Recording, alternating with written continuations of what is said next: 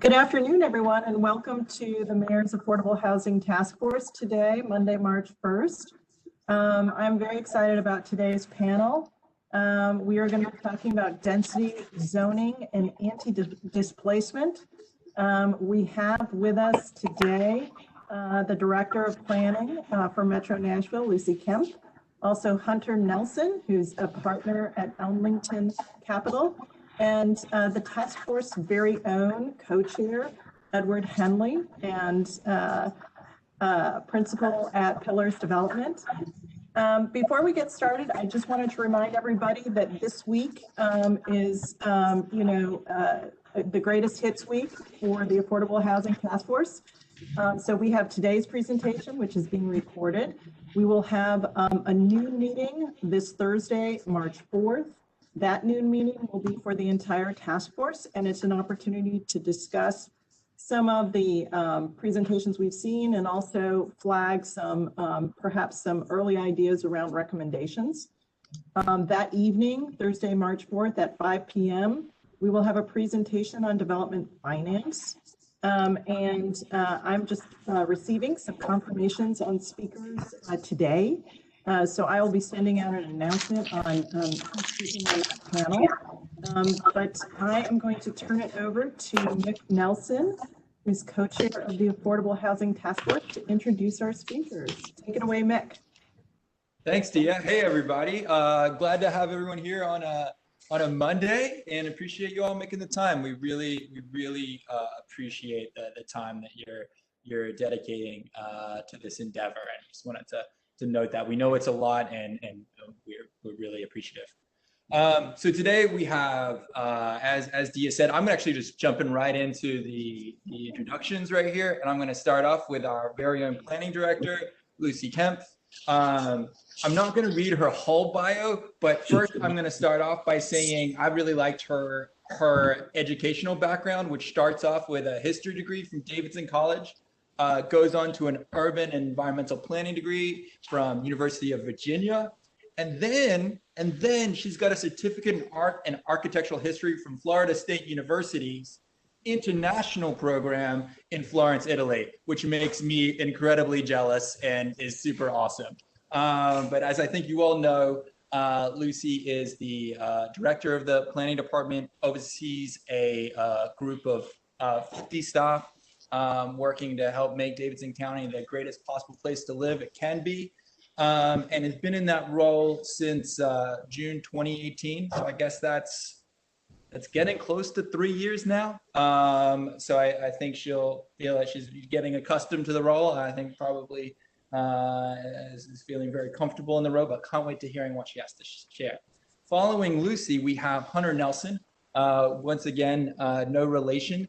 I wish I could be as smart and as accomplished as Hunter is. He leads Elmington Capital's all of their affordable housing activities, which I think is a nice way to summarize. So basically everything around, and Hunter, feel free to correct me if I'm wrong, but basically everything that Elmington does around affordable housing, which is a ton, several states all across the Southeast, Hunter is playing a leadership role in all of that. So thank you so much for being with us too, Hunter. Then finally, Ed, who you all know and love, and runs Pillars Development, which does basically everything around real estate development in Nashville and its surrounds. I don't know its full geographic, how far it goes, but I know it's extending further and further out into the region, and is doing a bunch of great things as well. So I just wanted to keep it nice and brief, but just want to say thank you again for three of you making time to present today. Lucy, if you're ready, I'm going to throw the ball over to you, if that sounds good. That sounds great. Thank you so much. That's the best intro I've ever gotten. Only wish I had appreciated Italy more when I was there, but I know many of you, but for those of you I don't know, and for those of you I do, thank you so much for your service to the city and to our community on this important issue. I know that that all of us are busy, but I can't think of anything more important than the work of this task force. And so anyway, it's an honor to be here today to talk about the planning department. I don't have the ball. Should I have a ball from Hunter? Hunter, can I grab the ball and move it? I think Hunter has to give me a ball. Ooh. Hey, this is Stephanie. I am able to move it right now for you, Lisa. You can have it. Perfect. Okay.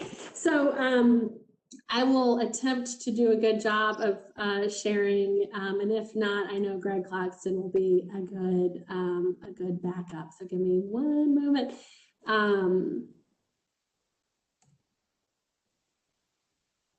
Do you see a large map? Okay, perfect. Well, I know that there are many different facets to our affordable housing goals that you're talking about, and the planning department tries to be in as many of those angles as possible, because we really believe that an equitable approach to community building is central to our mission. And part of that most certainly is in the space of homes and where people live. Today, we're, as I understand it, talking about sort of density and land use. And so I thought, instead of just delving right into how we think about affordable housing in that space, that I would step back and talk a little bit about the planning department's overall approach and our mission.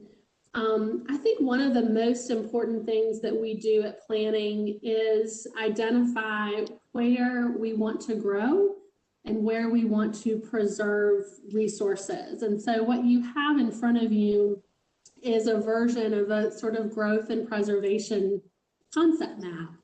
And this shows in sort of the orange and yellow areas, the places where we think that growth and investment in housing and investment in services is important. Usually, as a general principle, these are along future and existing transit lines, because we believe that a fully integrated transportation system and public service system with housing choices as well as sort of other services is important, bringing those synergies together. So this type of model is very different from a sort of suburban model that we might have followed in the 60s and 70s, where everything was just spread out. And so what the planning department really tries to accomplish is protecting those areas in green and blue, which include a lot of natural features and the like, maybe historic features, and concentrating our investments in these other areas. So as I move through the presentation, just keeping this framework in mind, I think is important. But as a basic principle, we want Nashvillians to have a choice in how they experience and live in their community, including housing choice and options.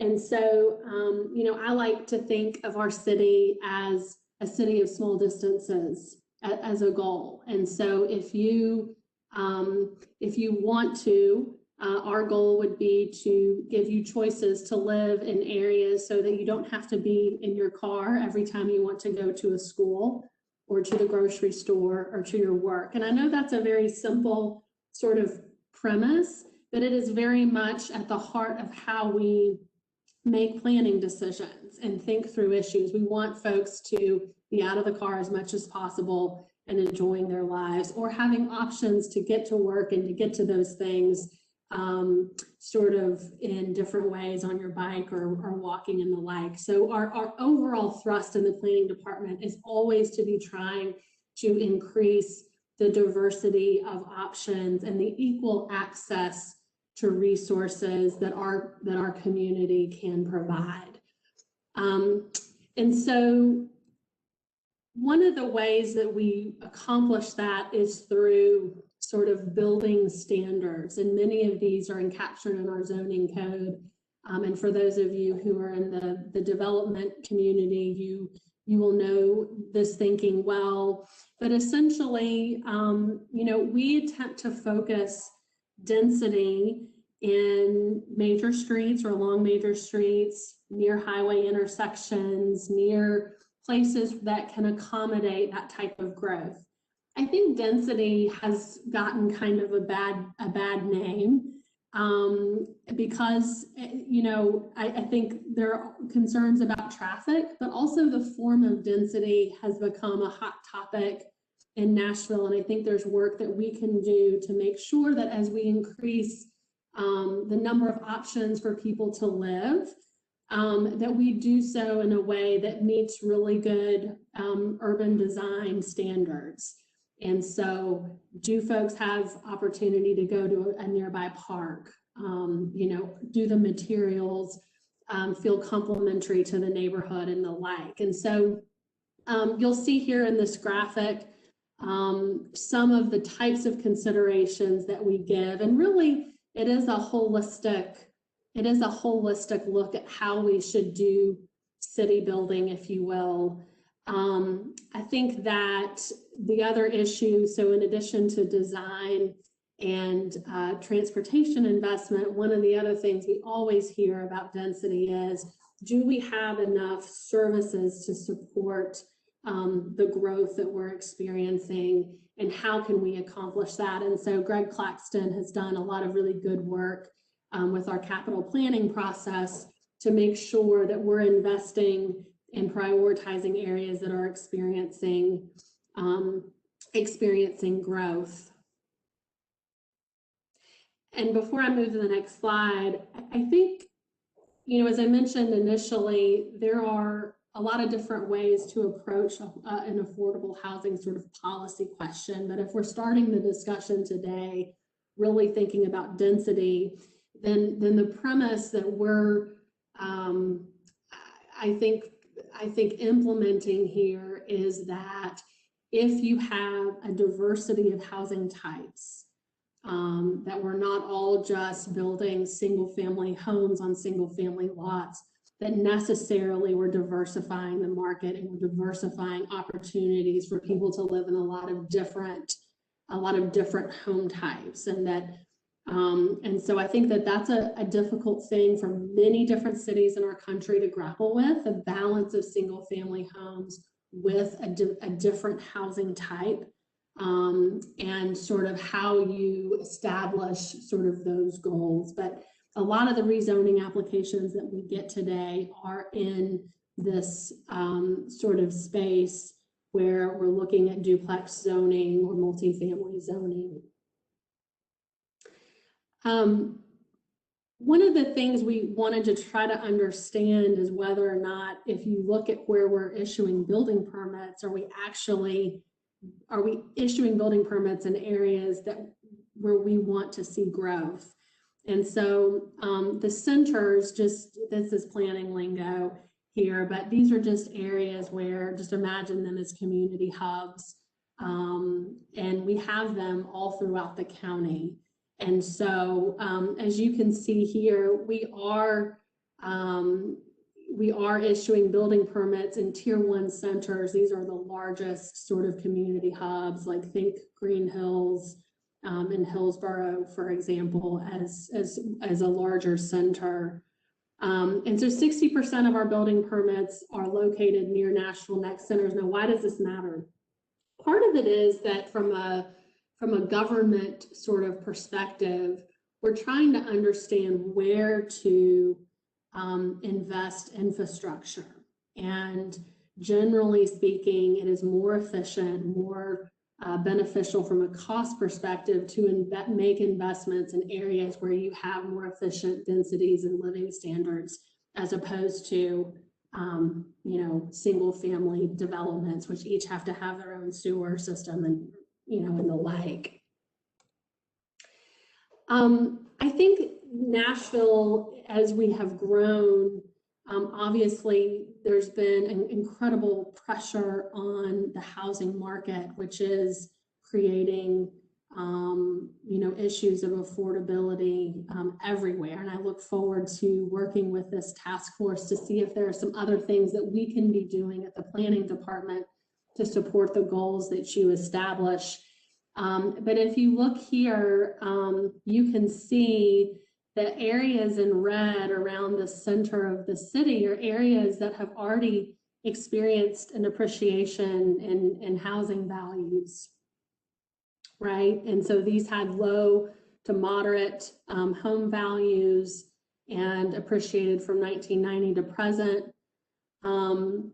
If you look in green, these have low to moderate percent home values, but they've experienced high appreciation. And so you can really see here, just from a big picture perspective, that whereas I'd say we were probably investing quite a bit in the 70s and 80s in some of the outer lying areas of the county, there's been quite a bit of activity and change in the center of the city. And so certainly, as we think about opportunities to address the affordable housing needs of the city, that there is an opportunity. We have data that could focus us on particular parts of the county. The last slide here is just to acknowledge again that I think that part of what we need to do as a community is think about housing diversity, not as more people who are just going to give us traffic problems, but really thinking about different ways to include a diversity of housing types that can satisfy people's needs. I have a parent now who's leaving her home 50 years and just wants kind of a small studio. And just as an example, there are a lot of different constituencies and needs and preferences that I think have to be part of our equation. And so we try to look at how to build density in a way that is thoughtful and thoughtfully integrated into our residential neighborhoods. And so this is just an example of some thinking we've been doing around Wedgwood, Houston, which the communities there have, many folks have said to us, hey, we'd be open to having more housing here, but it needs to feel a little more like it belongs to this neighborhood and is authentic and it's designed to this neighborhood. So I'm happy, this is a big area, so I'm happy to close out here and then pass it on to Hunter or ask Greg if there's anything else, anything that I missed that he would want to add on the planning side. That's great. Thanks, Lucy. I'm going to give you one really quick follow-up question before throwing it over to Hunter. One thing I didn't mention on your bio was that you spent 10 years planning the Washington, D.C. area. That has a slightly more dense kind of format than we have here in Nashville. Anything you see there, or any sort of quick anecdote you say that worked really well there, it doesn't work really well there? I know it's a totally different place, but it's a capital. I mean, it's a little bit of a different scale of capital city, but it has some big institutional uses, and then a very hot area as well. So I thought because DC has a overall height limitation in the city, I think that in some ways the development patterns were more predictable. You sort of have your two rivers, your Hyde Act, and then Maryland and Virginia. And so the development community could be somewhat very technical about saying, okay, if you want to do inclusionary housing, here are the 20 places we can do it. And unless you change your zoning, that's it. Here, I think it is a bit more fluid. We have a much larger land area. And so I think there's actually more opportunity here. What DC has done extremely well that Nashville could, I think, really pick up is its main corridors. Your Connecticut, your Wisconsin avenues are really well designed and walkable. People want to be there, and the apartments and the multifamily housing that's there looks great, and people have access to the metro right there. And so Nashville, we have that framework of that growth and preservation map, but we have a lot of city building to do to get there. And so I appreciate the question though. There's plenty to learn from both cities. That's great. Thanks so much. All right, Hunter, I'm going to throw it over to you. I think it'll be a second before the ball is put in your court, but once that happens, take it away. Absolutely. I'll wait for it to come to me. As I said, we'll kind of fumble our way through the transition. Happy somebody else was able to hand it back to Lucy because I don't think I could have gotten it to her. So As Mick said, I am Hunter Nelson. I work with a company here locally called Elmington Capital. Let's see if I can share my screen now. Here we go. And I was asked if I could give a few real world examples of how density, can y'all see that, Mick? Can you see it? Okay, perfect. A few real world examples of how density and zoning have helped us as it relates to developing affordable housing in our portfolio. So the one that came most to mind is a project here locally called Park at Hillside, which is actually surrounds Reservoir Park. It was originally completed in 1969 as just conventional kind of low-rise multifamily. It actually borders the top of MDHA's, or the, I guess, eastern edge of MDHA's Edge Hill development. In 1998, it was actually bought by Bank of America and their community development arm and converted to affordable housing using low-income housing tax credits and tax-exempt bonds. And the end of their 15-year initial compliance period ended in 2013, and they put both it and a sister property they owned here called River Chase, which is up against Dickerson and the Loop in East Nashville. They put both of those on the market at the same time and sold both of them for, I think, a combined $5 million, which at the time was very representative of the physical shape that both properties were in.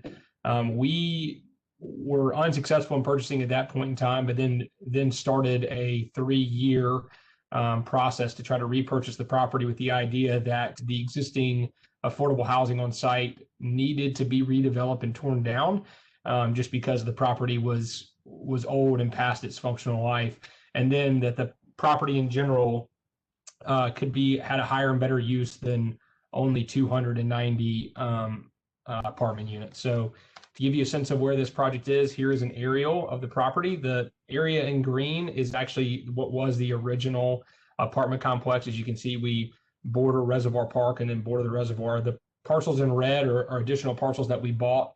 The ones on the up against 8th Avenue were owned by Salama Urban Ministries, and the 1.22 acres in the top left corner was owned by a church that had vacated the property, and the property had pretty much been abandoned. We purchased it from the church, and in 2016 we bought it and then started a long march to getting the property rezoned. This is kind of the existing housing that's out there. Mansard roofs. It's a mix of both townhomes and just conventional apartment complexes, but it's showing its age is almost at this point 50 years old. Obviously, I don't need to tell anybody this, but I'll go over it. This is in the Edge Hill neighborhood. It's rapidly gentrifying. There's displacement of long-term residents through tear downs of existing rental homes, and there is really no new affordable housing that's been built in Edge Hill other than, and there's no really affordable housing left other than MDHA's project.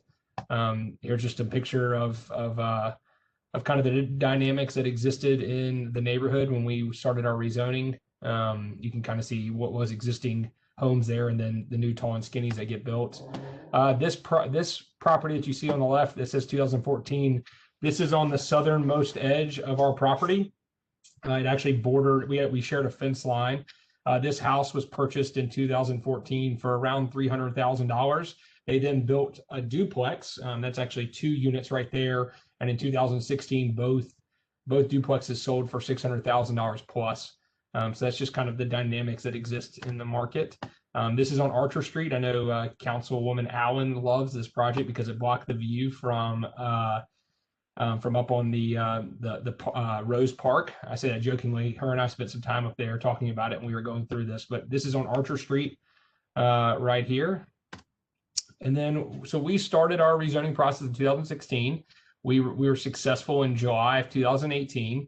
And kind of the way that the project or the way the rezoning process happened is over about 18 months, but we had 13 public meetings, and along with a lot more with the tenant association that we started inside of our project to make sure that we were having an active voice with the actual residents that we were that we were engaging. Part of the struggle with it is, in order to redevelop the whole site, we actually had to remove the existing affordable housing restrictions that were on the property. And the reason being that the restrictions on the property prohibited any development on the property that wasn't affordable housing. And so it was kind of, there was a lot of trust that had to be built between both us and the residents and us in the community that we were going to apply to remove the restrictions. We were then going to take off all the affordable housing restrictions that were on the property, but we were going to build back 290 units voluntarily throughout the process. And so in order to kind of make it economically make sense, the part of land that we were going to have to build the new affordable housing was going to be a loss leader. We were not going to make any money and actually lose money on the purchase of the land inside of the entire community. We weren't going to make any money on actually selling ourselves that parcel to redevelop the affordable housing. And so in order to do that, we really needed additional density and additional entitlements for the rest of the property. And so the property was originally 290 units. What we received was up to 1,200 residential units and 600,000 square feet of commercial. Because of the inclusionary zoning and not being able to tie zoning to affordable housing, we voluntarily agreed to do a 1-for-1 replacement of existing housing, which was about 24% of the total units on site. And again, as I said, the additional density allowed us to help underwrite the cost of including affordable housing into the master plan development. This is more or less what our approval for our rezoning looks like. As you can see, if you can see my mouse up in the top right corner with Edge Hill and 8th Avenue South, that is the most dense part of the site. That allows for up to 10 to 12 stories on the corner. And this is where all the commercial, the 600,000 square feet of commercial is here. If you move to the west, this becomes a residential tower here, and then density and height start to step back as you move kind of south and west through the parcel to where at the bottom part of the parcel where it says parcel 1, that is actually about 30 single family home lots. And so it has a mix of housing choices, a mix of different uses for housing. And then kind of where it says parcel 4 right here, it's actually not in that footprint, but this is where our new affordable housing is actually currently under construction. We originally had planned to have it on parcel 5 because the views were great. We told the tenants, you're going to love the views from this, that will never really be blocked. Their feedback was, don't put us up here in the corner. We want to be in the middle of the development, which we tried to convince them otherwise, but that's where they wanted us to put it. So we put it here. And the property, I'll go back to that, but this is what the property looks like today. This is a couple weeks old, but we will deliver all 290 units in July or August of this year. Give you a few more shots. You can kind of get a better sense of where it is. It's got a garage for parking in the middle and then 2 courtyards. It's got a fitness center, a business center on site, and as well as part of our redevelopment inside of this project, we included 10,000 square feet of new office space for Salama Urban Ministries, which provides after-school tutoring for both all of our children who are located on site, as well as the families and children that live in MDHA's Edge Hill neighborhood. So they're actually in the bottom floor with 10,000 square feet of new space. Again, you can see that. You can get a sense of, this one's a little bit older, but you get a sense of the views from the units for the residents. So we're building about 290 units of affordable housing. It will be deed restricted for a full 30 years with no outs at that point in time. Our incomes range from 50% AMIs to 70% AMIs when we average at 60. 64 units are specifically targeted towards seniors, which really matches how many senior head of household units we had at the time we started the development inside of our existing tenant base. The property, like I mentioned, includes brand new office space for Salama Urban Ministries, and we will deliver in August of 2021. So the other example I was going to give is a current project I have going on in Charlotte, which is a joint venture between Elmington and the Charlotte Housing Authority. We're buying 12 acres that are located just west of Charlotte CBD. The current zoning is kind of a mix. There's and you'll see it, there's a creek that runs through the middle of the project on the On one side of the creek, it's zoned single family units. On the other side, it had a light multifamily unit. The future use plan, or what is Nashville next for Charlotte, calls for multifamily, and we originally wanted 230 units of multifamily. And this is, you can see our incomes were very similar to Park Hillside, 50 to 70% AMI. Gives you a sense of where it is. Downtown Charlotte is on the right side of the screen, so we're just kind of halfway between downtown Charlotte and the airport. It gives you a sense of just kind of why it's attractive for affordable housing. There's a lot of neighborhood amenities, including a Y. Actually, the elementary school is almost attached to our site. And there's a lot of service jobs both in here and as well as office jobs with Uptown Charlotte up the street. This gives you a sense of where the site is. You can see here, this parcel is R22, meaning like it's multifamily for 22 units an acre. And then the creek runs right here where the line splits, and this becomes single family back here. And this is our original proposal to the city or to the neighborhood. Charlotte has a weird, I'm not exactly sure the thought process behind it, but they require a city street every 600 feet as part of a development. So you end up building a lot of city streets and public roads that kind of go to nowhere. Right here, you see this public road at the bottom, and that ends at a road barricade. It can't connect to anything. But we were required to build this public road and then do some additional road improvements out there, which kind of kept us from having to push a lot of the density over behind these single family homes, which, as you can imagine, that was not very popular with those homeowners or the neighborhood.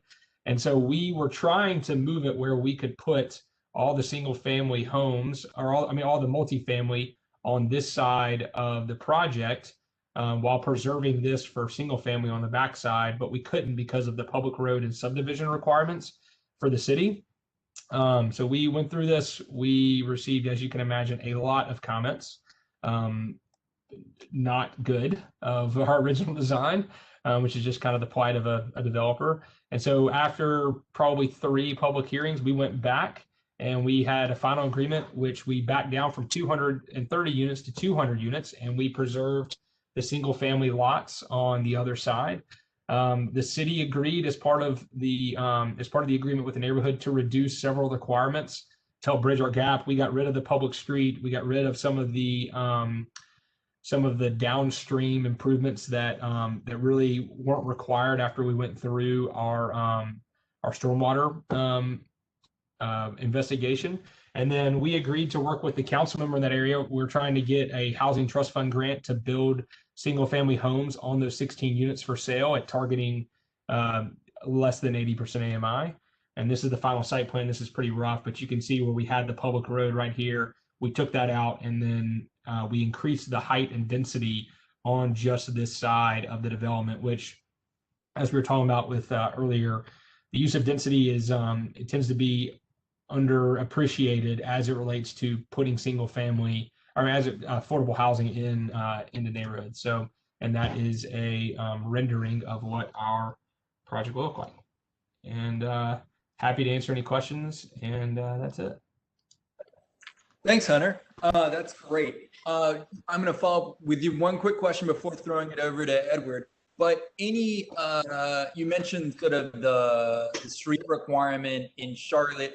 Anything that's happening in Charlotte or maybe in any of the other places that you work that sort of facilitates density while also facilitates perhaps anti-displacement simultaneously? Anything that you think Nashville can learn from your experiences elsewhere? Yeah, I mean, we're very active in Austin, Texas, which is a city that Nashville is often compared to, and one I think that we're fortunate to be included in the same conversation as Austin.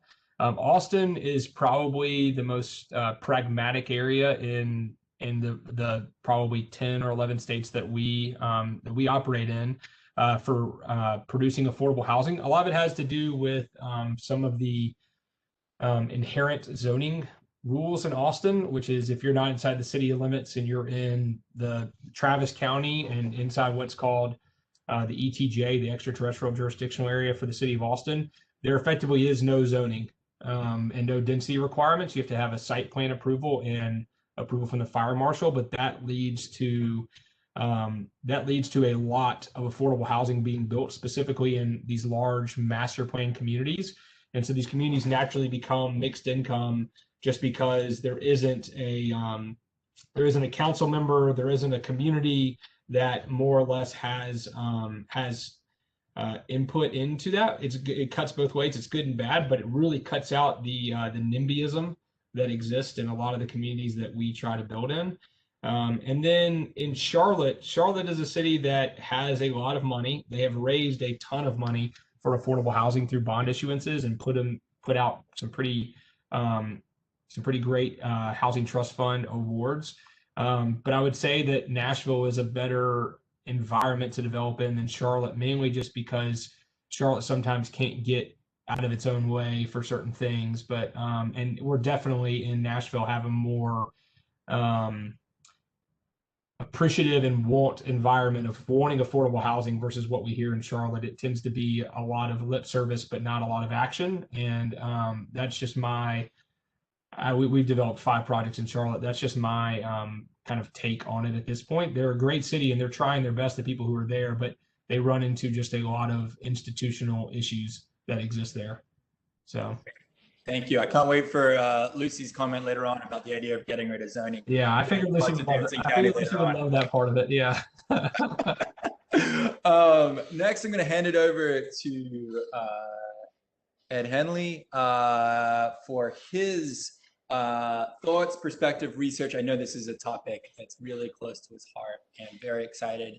And I don't believe we'll need to pass the ball to him. So maybe we could go back to I don't know if we want to leave this Nashville Next framework as the background or go back to just a standard grid view.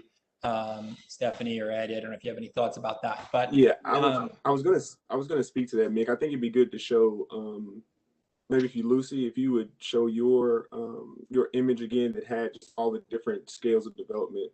It's a beautiful chart, and I'll be speaking a little bit to that. So I think I'll be a good bridge between the presentations, and Lucy can develop her response to zoning going away. I don't know what I'm going to say about that. Okay. Yeah. Let me pull that. Yeah. But while Lucy's doing that, I had originally planned to make remarks that would tie into both Lucy and Hunter's presentation. And I think that's still going to be really the emphasis of what I'll be talking about, this afternoon. But again, I'm happy to follow Hunter and Lucy. I think really having worked planning on several occasions, being able to bring a lot of perspective there, both from projects that I've worked to pursue, but also supporting planning in their efforts for, really looking at a few different areas and neighborhoods throughout Nashville, looking at some of those potential zoning changes, looking at some of those initial ideas about more flexibility in the type of residential uses has been great. And then also having taken part in Envision Edge Hill, which honestly was happening in conjunction with what Hunter mentioned.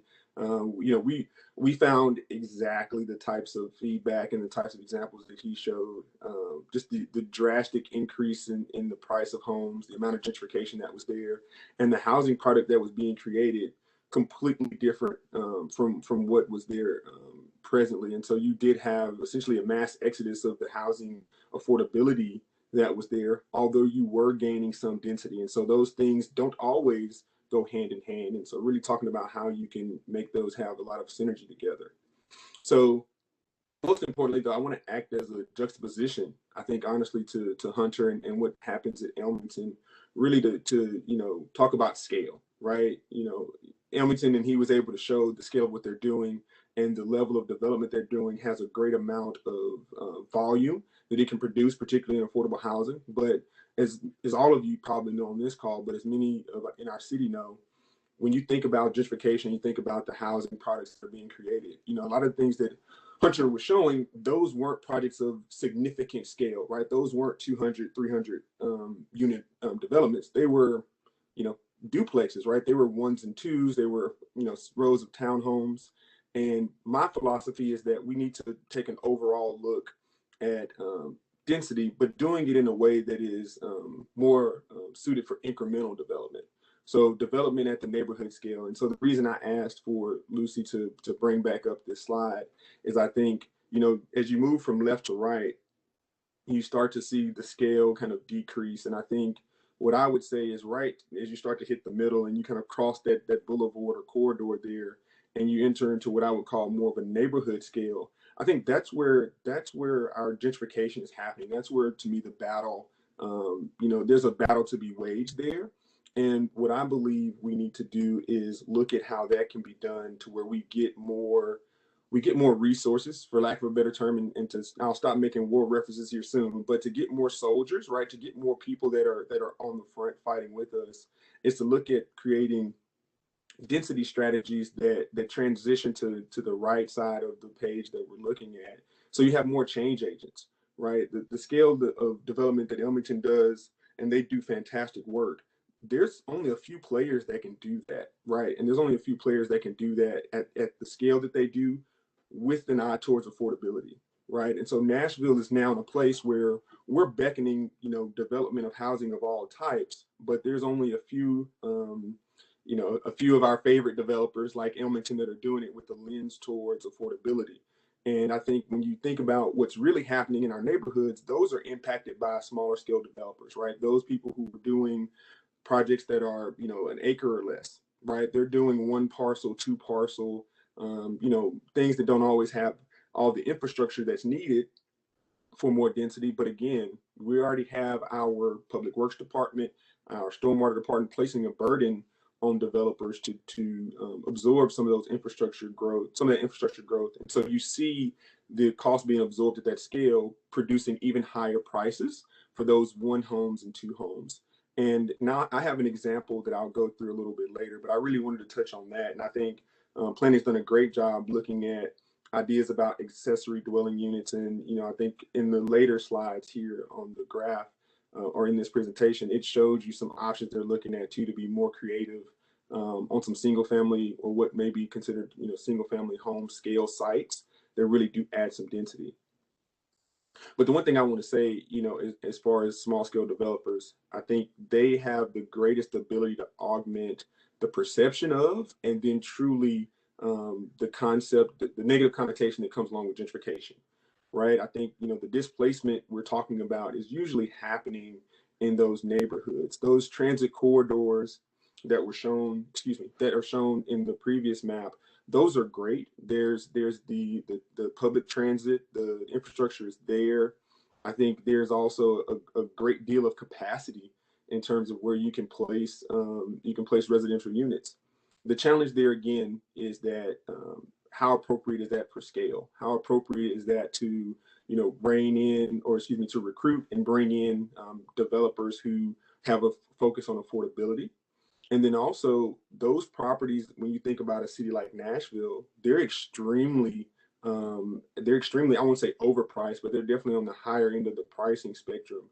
And so they don't necessarily work, and you try to pencil them out and have underwriting work for affordable product. And so they're also just not producing, they're not becoming what people on this council or this committee want to see because they have a lot of natural market forces working against them. Or on the other end of the spectrum, those corridors are there, the transit infrastructure may be there, but they're one, very undesirable from an amenitized standpoint, right? They're unattractive for what people would usually presume as a great location for housing. And then you also do have the challenges to work through, similar to those that were talked about Hunter, where, you know, you're looking at 18 to 24 months of getting from, you know, site selection, working through all the various types of design, permitting to get to where you have a product you can deliver. And that doesn't always come across as feasible or make sense for developers when you're going into, let's call it, uncharted territory on some of those corridors. So I feel personally shifting back to the smaller scale of development as an area of really great opportunity when we talk about affordable housing. And the reason I say that is because with some increased density and some unique concepts that can add, you know, units, dwellings to the neighborhood and the communities in a much smaller scale, I think one, they're more easily digested by communities. but you still can have the same level of interaction that you have for the larger projects, to go through the process of one, informing and educating the community, getting their buy-in, and then ultimately producing something that the community is happy with. A lot of information is gathered during that time, and honestly, you create a further and further opportunities for planning to really get what I would like to call case studies and examples of how this can be done. I think that's been what I at least call what I've done in South Nashville over the past 2 years, and that's going to be what I'll be highlighting in a little bit. But before I talk about that, I do want to say another key factor here that's been highlighted in other areas that I think our committee should definitely take into consideration about this scale of development is a lot of times these are done again by much smaller developers. They're working out of smaller shops. They're not as sophisticated or savvy, or honestly just don't carry enough scale to go after LIHTC and other incentives. And so they're more so pursuing naturally occurring affordability. And I feel like enabling them to do so, while it may not produce 50 to 100 units of affordable housing, collectively, if you're enabling those developers, you enable 10 of them to produce 5 affordable houses, you do have that quantity of result. And then you also haven't burdened, right? You haven't burdened or taxed those other funds that are dedicated to serving the lesser or lowest amount of income thresholds. And so I think if Dr. Beth Shin was on the call, she would, give me a pat on the back for that one, because she's very much focused on that lower spectrum, and really diverting or shifting the majority of those funds to that area. So I think when you take all those things into consideration, I think it's something that should jump pretty high on the priority list. I think it is something that planning is doing. I know as part of the Wedgwood, Houston, and Chestnut Hill planning process, I was part of the steering committee for that. I had a great experience with planning. I think that was great. I know Greg had some involvement as well as other staff there. But one of the things we had during that process was somewhat of a developers roundtable. And I think there was, again, a lot of folks that were eager to produce affordable housing. They wanted to create something that was attainable to a larger portion of our community. But I think it does need to be recognized that, developers, I'm probably not a developer in the traditional sense, but developers, that is their business, and their business model, it has certain metrics and certain levels of return that they have to achieve. And so if you look at a site as a specific example each and every time, which is what they do, you have to produce a certain return. You have to put in a certain amount of investment, and you have to have certain, within relative reason, certain amount of outcomes. And typically one of the things that is the largest driver there is density. It's the amount of dwellings that you can put on a site. Cost, of course, adjust relatively, right? More units, you have more kitchens, you have more doors, you have more restrooms. And you do have some additional parking requirements and other infrastructure requirements. But in its totality, that's the way you balance. And I think Hunter alluded to that. That's the way you balance your underwriting. That's the way you make those projects actually feasible and actually work. And so, if you have someone now based on the market in Nashville spending $200,000 or $300,000 for a site, and that site is only going to be able to hold a duplex, your end product is going to be a $600,000 or $700,000 townhome, right? They're going to put 6,000 square feet roughly on that site, and they're going to have 2 units, and they're going to be massive. But that's the product that the market is willing to purchase and willing to support. But there's creative alternatives to producing multiple units, roughly the same amount of square footage. You still have to adhere to, the parking requirements and other setbacks within zoning and codes. But I think there is some area for leniency, right? I think that's really where you make or break some of these projects and producing the products that we want to see. And yet again, I reference what Hunter mentioned. It's an enabler. It truly is. I mean, I don't know if we'll probably get into this in the Q&A, but Hunter may be able to speak to what if those things did not happen, would that project be there, right? Would it have occurred? Is it feasible, or would it have been feasible then to move forward? But I've talked a lot in generality, and just wanted to highlight overall philosophy and present the concepts. And I wish I had taken the time, honestly, to pull together some visuals. But I have a project that is off of the Nolensville Pike corridor. It is on Flora Maxwell, and the project was essentially done with the concept very similar to what Hunter mentioned about Austin, where you take a site and you really look at that site as almost a blank canvas with really only a few things that you're taking into consideration. Well, I know Nashville does not have that type of development, but we do have some tools that allow you to take on a site-specific development plan. And what I used and what I presented to planning was a specific plan. And an SP, as it's often referred to, presented that to planning. And what I found is that well, that tool is able to be used, but you also have to be considerate of other factors, such as the community plan and the different tiers that we have around our zoning, our density planning, and other zoning regulations and codes. And so, what I ended up getting myself into a few years ago was taking on a community plan amendment that was an enabler to a specific plan. And that process took roughly, well, the process itself was supposed to take roughly 8 to 12 months. It ended up taking 18 months, just a little over 18 months. Again, much smaller scale developer. A lot changed during that time, but and that had some challenges. I mean, it was during transition of council people and different things, and having to almost hit the reset button. But just a short recap of what the process was. So, developed a site plan. I found a parcel that was essentially a lot with an adjacent easement. So it had essentially a double wide lot, for lack of a better term, and it had enough square footage to accommodate several units as well as being able to park them. And so we put together a site plan, and our pitch was to do 8 units on a site that was just over a third of an acre. And it was inwards of the street. So there was no alley access. It was not on a corner. So all the things that, typically become those triggers, so to speak, for that type of development to move forward. But what we presented was utilizing the easement and the extra square footage to create a driveway and have parking in the rear. And again, this is a very narrow street. It does not have sidewalks. And so one of the things that I noticed, and again, when you talk about interacting with the community, the things that they see, one of their biggest complaints was there's parking on the street, right? Trying to place trash cans on the street, parking on the street. Street's very narrow. It's very safe, not very walkable. And so our plan reacted to that. One, we had to decrease our density. Planning just they weren't having that.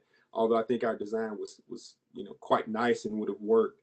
But what we decided to do was, again, we have our parking in the rear. So we eliminated the need for parking on the street.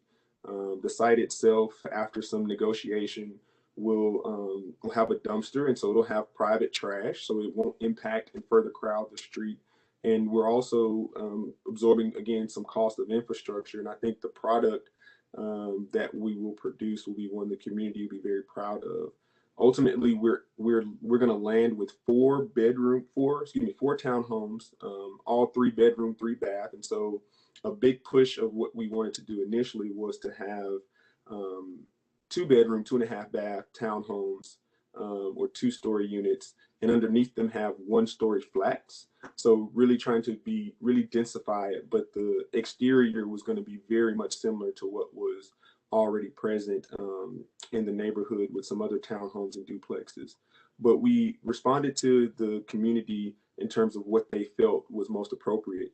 But during the community plan, what we also triggered was a lot of conversation about areas near and around the site that needed additional help around their infrastructure needs, right? Private streets, or I say public streets, that weren't necessarily taken care of or managed the way they should be. And from that, further development spurred. And so you have a lot of development in an area that once was neighborhood maintenance, right? So not a lot of activity other than renovations, which quite honestly can be just as expensive for new home buyers or new residents as the new development.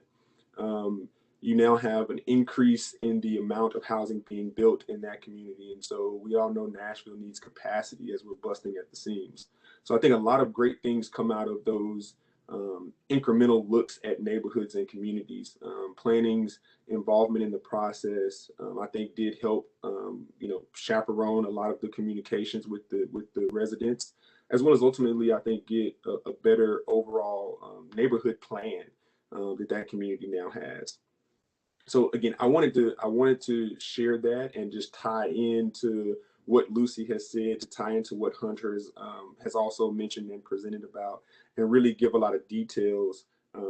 I'm happy and I'm extremely glad to say that project, I don't have any pretty pictures of it. We actually are just now breaking ground. We just had the demolition of a single family home that there was no displacement. The family actually was moving, actually going to San Antonio or Austin, Texas. And so it did remain vacant for far longer than I wanted it to.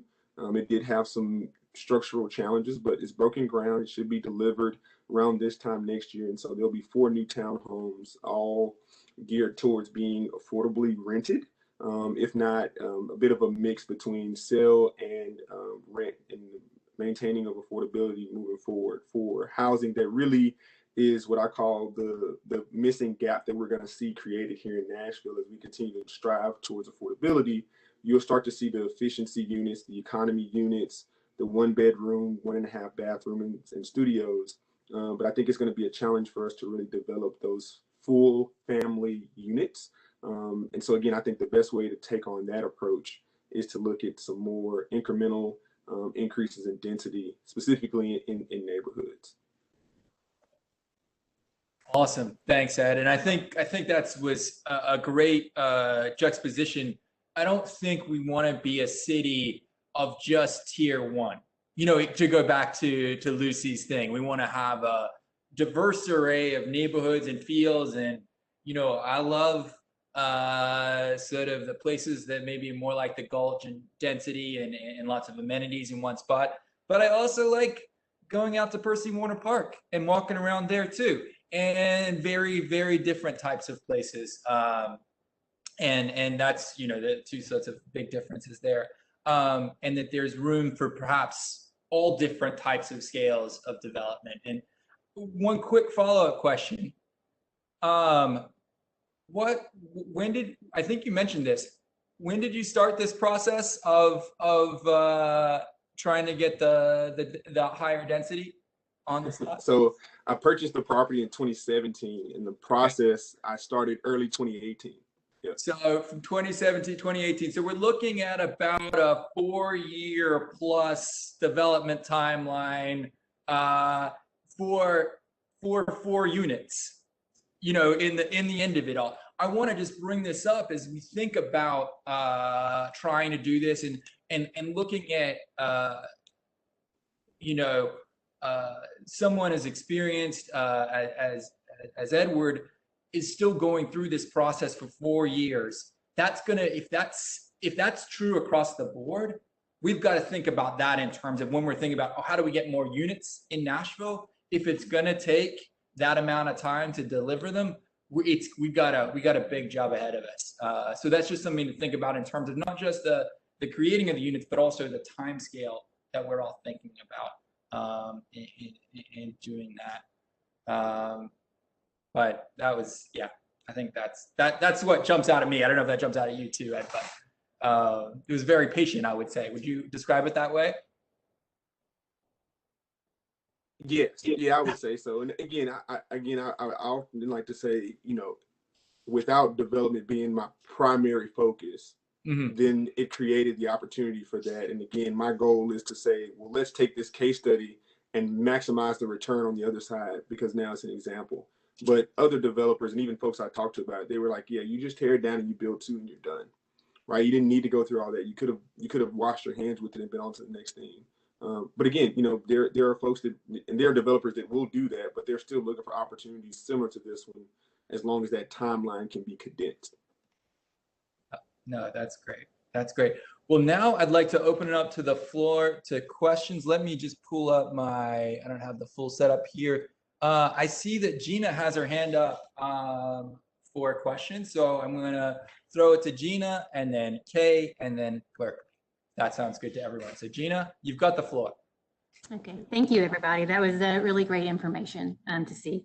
And my first question, these are for you, Lucy. I've got a couple of questions, and they piggyback a little bit on what Ed and Mick were just saying about an SP.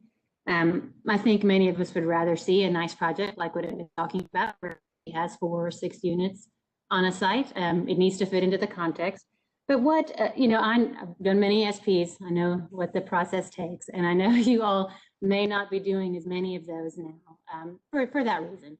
But what are you all talking about mechanisms that can really take away the process that Ed maybe had to deal with and many other folks, to where it more incentivizes them spending a little bit more effort to get those 4 to 6 units instead of just the 2? And I'm thinking of more than just being able to put a dadu. I think that's great that we're doing that all over town, but also expanding on that dadu to have sort of multiple layers that still are going to be sort of in the neighborhood context, not so much the tier 1 that we were talking. Now I'll tell you my other question. The other one was about parking. It's probably a similar discussion. Just wondering what you all are talking about parking. The multimodal bill, I think, is awesome.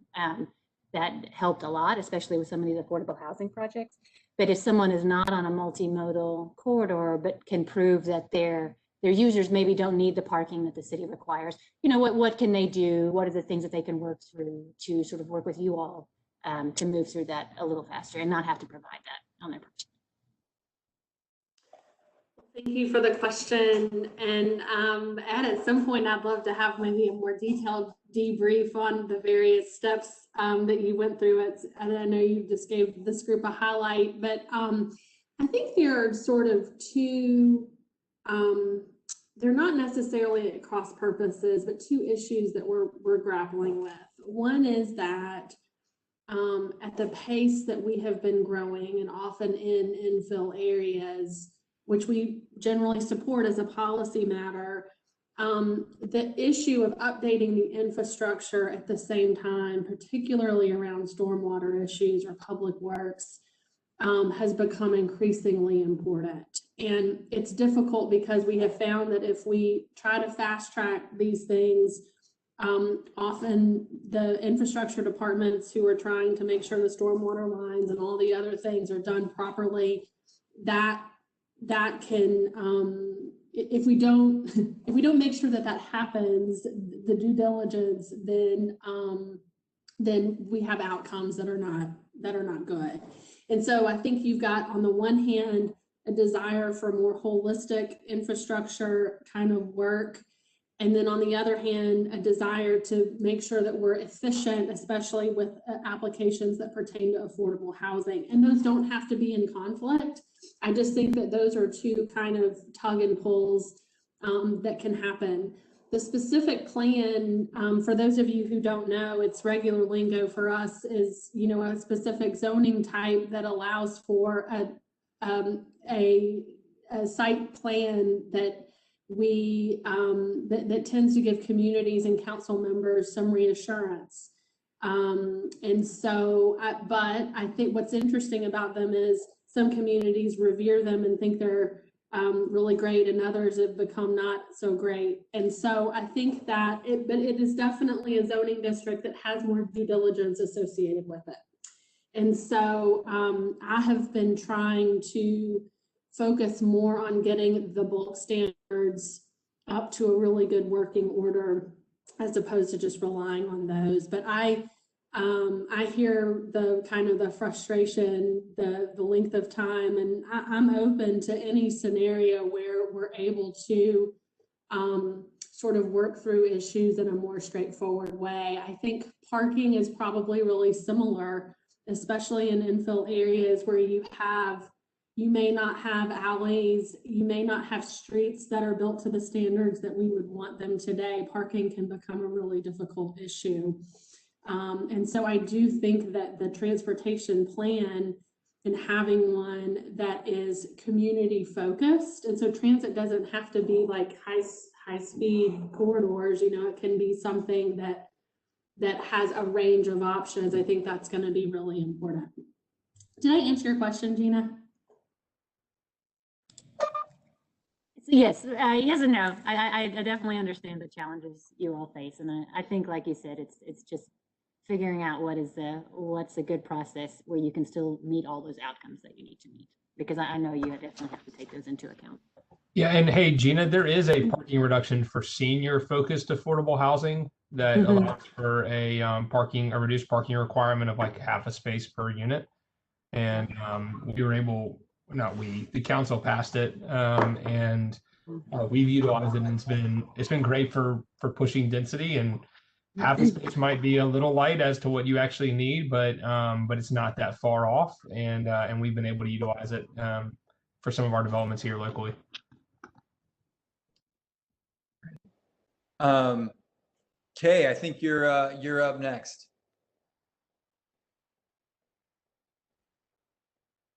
My first couple of questions are for Lucy. First of all, I have family in Austin and Houston, so and they've lived there for a decade, so I kind of know what it's like there with the no zoning thing.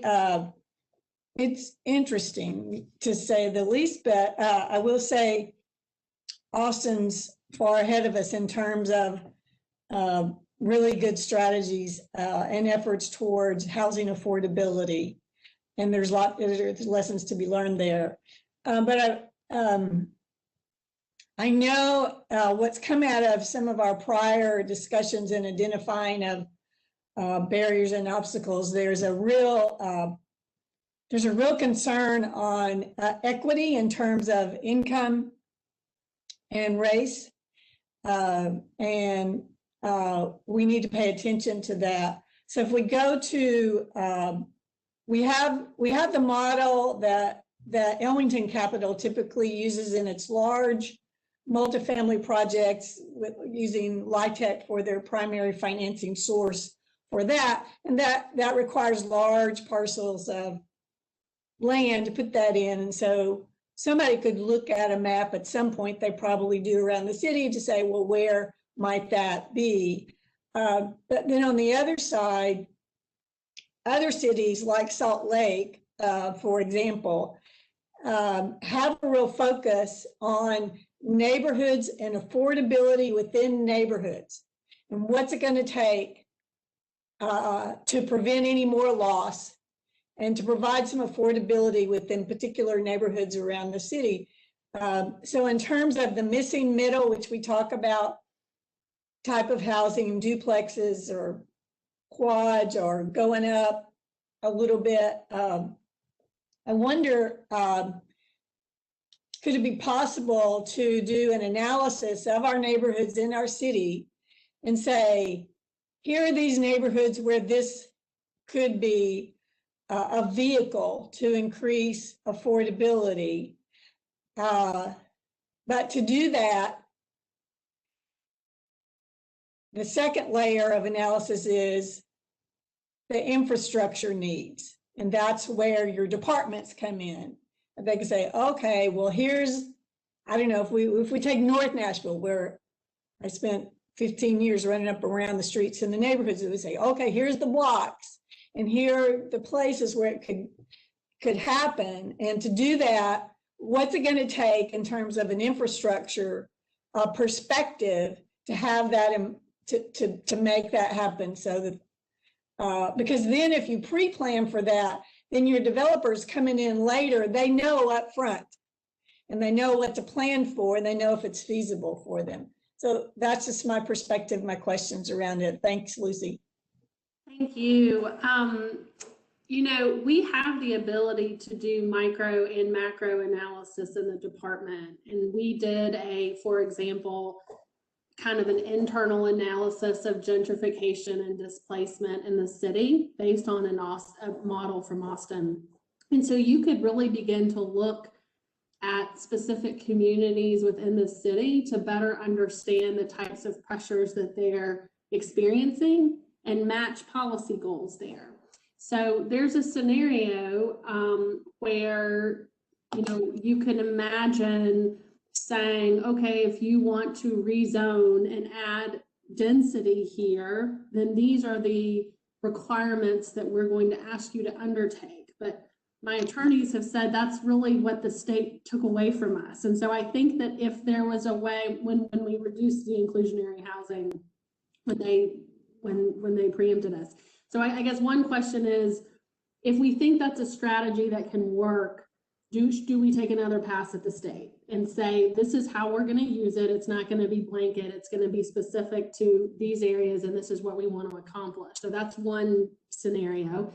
To the infrastructure piece, and that's really so important in these infill areas where we built out with assuming a certain density, and now we're trying to do more. You could have the same kind of analysis, and in fact, that is very much part of how we do development review today. It's just one property at a time. And so what's better is to do sort of systems analysis and do the updates and upgrades there. So yes, I would be happy if there was a specific kind of data request or analysis that you thought would be helpful. I'm happy to try to see what we can do to get that done.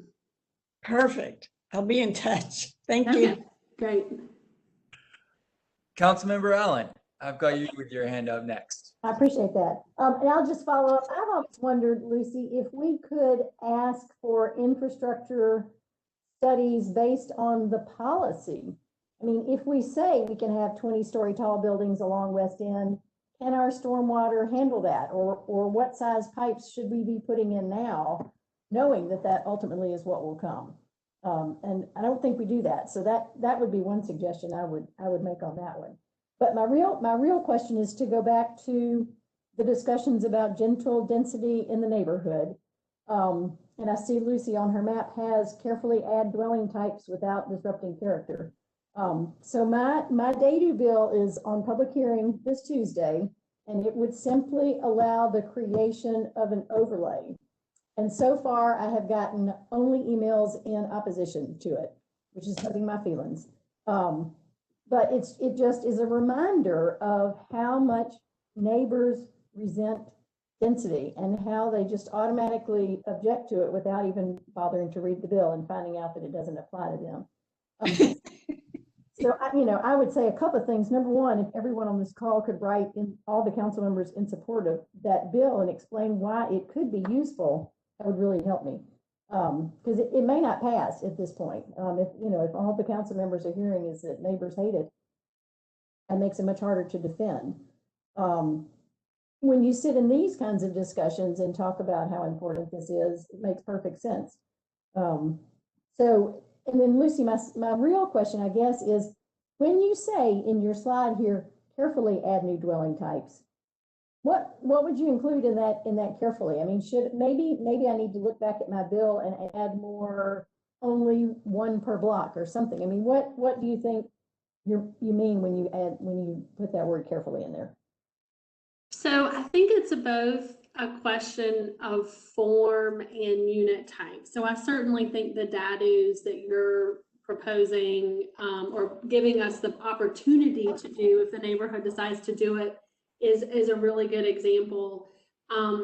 If you think about the way that we designed multifamily, like 3 and 4 apartment units in the 1930s and 40s. Very often you see those integrated in neighborhoods throughout the city, but they're designed differently than what we do today. But a lot of residents, like when we went out and talked to folks in Wedgwood, Houston, and some of these older infill neighborhoods, that's sort of what they see when they're thinking of apartments. And so I realized that it's something about having a character type that looks recognizable. And so I think we define multifamily as 3 or more units on a parcel. Maybe we need to start defining that a little bit differently to say that if it's 3 and 4 units, triplexes and quadruplexes that are in a language, if you will, that we recognize as a city, maybe that's a different type. And incidentally, those tend to I think, okay, if there's some subjectivity here, but I have found those to be more compatible with neighborhoods than what we have done today, which are often outside the scale and outsized compared to their surroundings. So I think sometimes, and I'm sorry you're experiencing that backlash, because I think sometimes what residents are pushing back is not necessarily just the more people, it's that they don't look the same, and they, it might perceive it as a, traffic issue, and we haven't successfully dealt with the mobility piece. Yeah, that's very true. And hey, Mig, can I jump in here? I didn't see any hands up after Berkeley, and I think it is really good. And this can somewhat preempt the conversation that Lucy was talking about. So, Councilman Allen, to that point, my experience with the community plan amendment, right, is it casts a much wider net than the specific plan, right? It was one parcel. I'm asking for this site plan. When the community plan amendment was required and we had to notify residents, it was about 100% pushback as well. And that's because they saw it as a blanket that, like you said, I had to spend a lot of time explaining that I'm the initializer of it, but I only have one parcel, right? I have to do this by planning's directive to change this piece of the plan so that I can zoom back into my one parcel. And after, I don't know, 2 months of just talking with people and helping them say, oh, you're just trying to do this one thing. Yeah, I'm just trying to build 4 units. I think that dissipated a little bit, but there were vigorous amounts of interaction because the understanding was that, oh, you're trying to upzone everything in this community. You're trying to turn it into every single property now can build 4 units, or in your case, maybe have an accessory dwelling unit. That's gonna make things so crazy. And I think what really happened was a right sizing with the folks that were really engaged, saying, this is about you looking at this one project and telling me if it's okay for the community. But this step is an enabler. And maybe to Lucy's point, maybe we got to figure out what those levers are when we need to alarm the entire community for a particular change or an overlay or a plan amendment, versus just saying, hey, here's a specific thing we think could work. Let's look at this one specific thing. And while I do think we have a crisis and we need to take some really big bites out of the apple, we do have to be, considerate and responsive to the concerns of our community, because they think that they're getting ready to get bulldozed because they've seen it happen in so many communities. But what they don't understand is that that's because there isn't an overlay, right? That's because the plan allows it to do that. And so it happens without that conversation.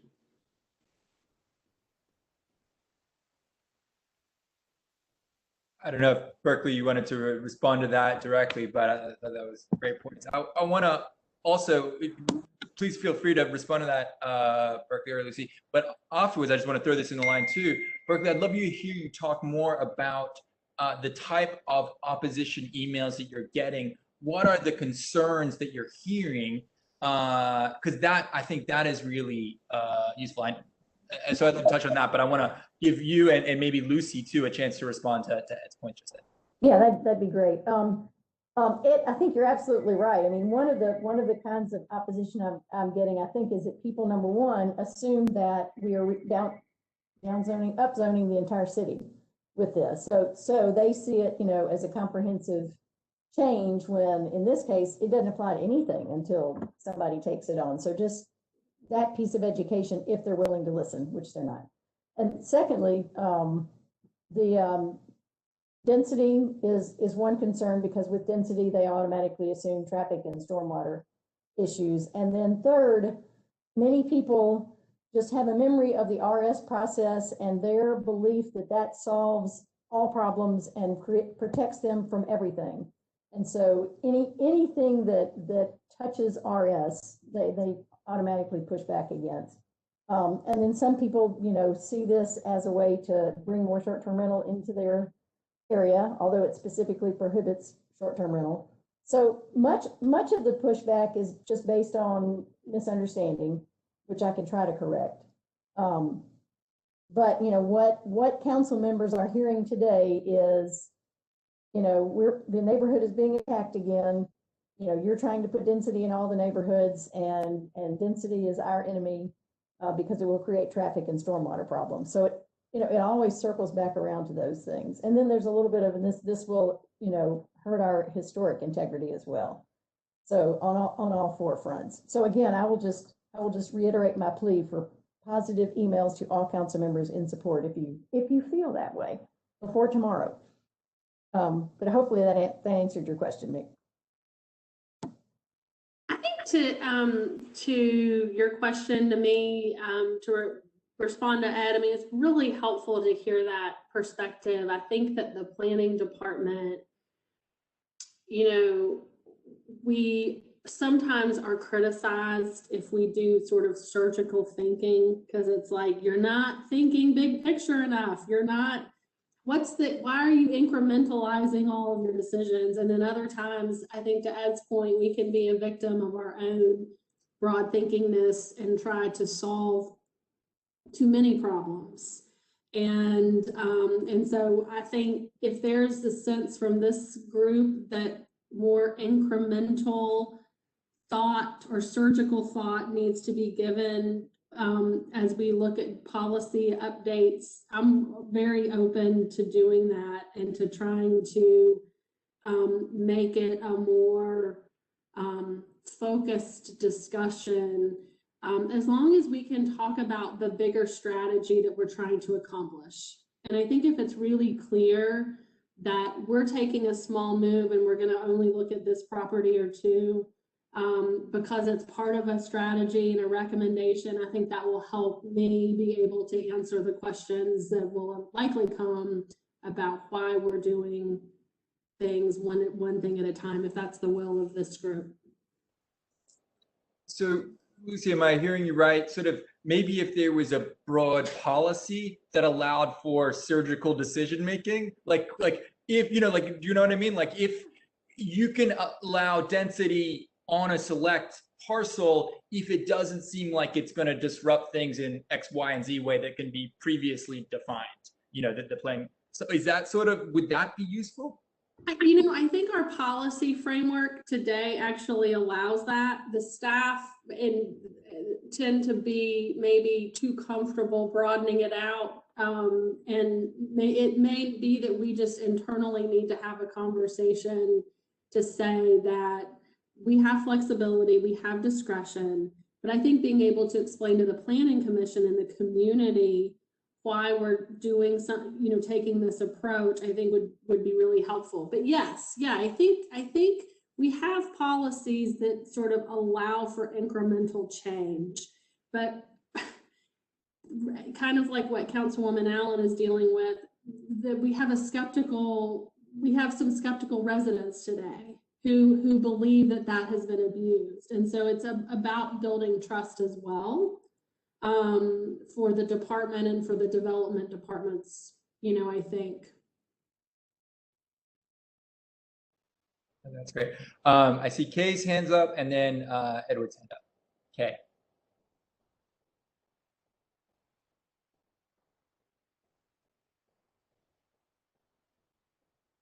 Excuse me, Berkeley, what's the number of the bill again?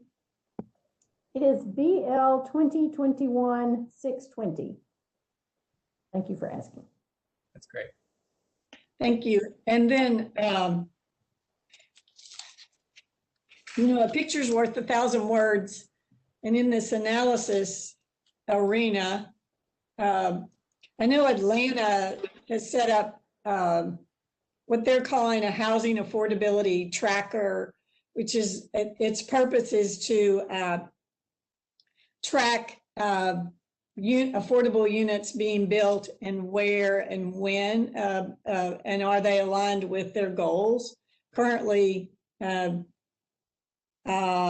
it's brand new. They just started it. Right now, they just have the government subsidy units in there, but their goal is to have all of them in there. And so knowing today, in terms of pictures, because pictures speak 1,000 words, if we had a map for people to see and put in front of our elected officials, like Berkeley, we have a map, we say, okay, here's where our units are today. Here's where we know, and it's divided by districts. So everybody sees that. And then Lucy comes behind that and says, here's some neighborhoods where there's capacity to build missing middle housing, but here's what it's going to take to do that. You tie all those pieces together, and then it's easier for people to wrap their heads around it. If they can see that somehow. But I think the fact that it hurts when we don't have kind of good visuals for people to see where things are or where we might be able to place things and tie that together with the needs that we're identifying and we know right now in terms of income, what those are, and where possibilities are to put those.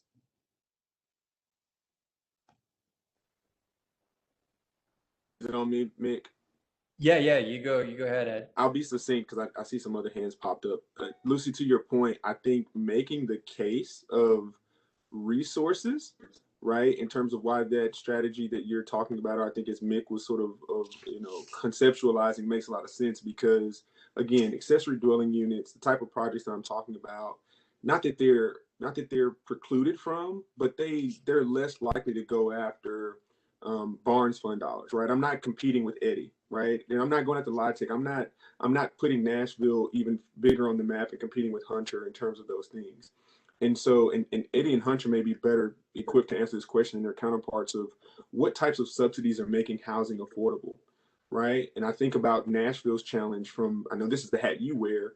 I mean, what is your staff doing, right? I mean, we're burning Greg's time up, on this committee. We're thankful for you today and him doing this, but it's $50,000, $100,000 to add capacity to your staff to do these incremental things, to produce these projects, producing more than 20 a year, right? If so, that's better than just writing a check, trying to support these other projects that produce 10, right, or less. I think those are the kind of conversations we got to have at a higher level and prepare to make those cases that, sometimes people aren't going to like us anyway, but I think those are things we got to look at. Ed, I love that. That's such a good point. Okay. Councilmember Allen, and then after Councilmember Allen, I know we need to wrap up here, but before we do, I also want to put Lucy on the spot one last time with her, just something to put in the hopper, is what does she wish was possible in Nashville that's not currently possible to help address the affordable housing crisis? So I want to line that one up, but before that, Councilmember Allen.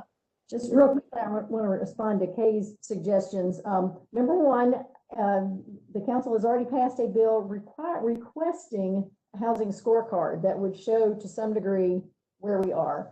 And number two, I had a summer intern who actually copied Atlanta's dashboard for Nashville, and that exists. And so I would love for one of the recommendations to come out of this task group to be that we require a housing scorecard and dashboard to be something that we use to measure our progress with.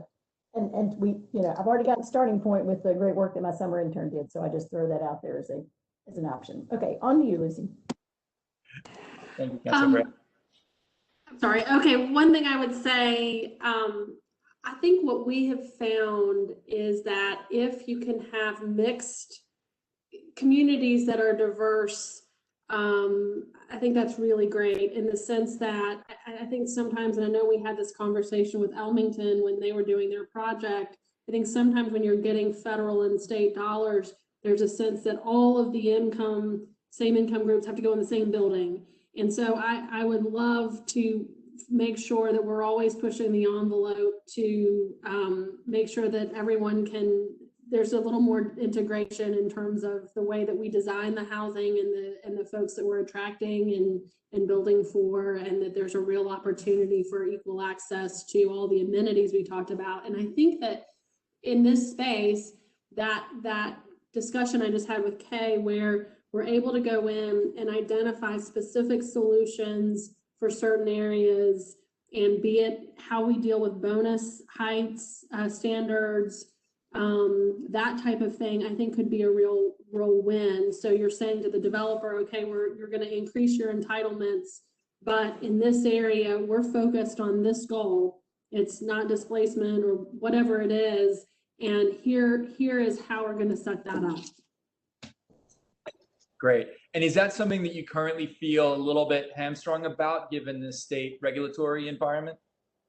I do, But I think that, we could probably work with MDHA or some others to see if there's a way. We have this tool, you have that tool. Is there something here that won't run us afoul of the state standards? And I think we should have a candid conversation about what happened at the state, Yep. and what were we saying to the lawmakers up there at the time that they preempted us? Did we have the opportunity to go in there and make those arguments? I mean, that's a political thing, but I would say that we got to do, what do you call those things where you go back and you say, okay, what happened 2 years ago? Let's just be honest about it and see if there's a way we can overcome it and go back.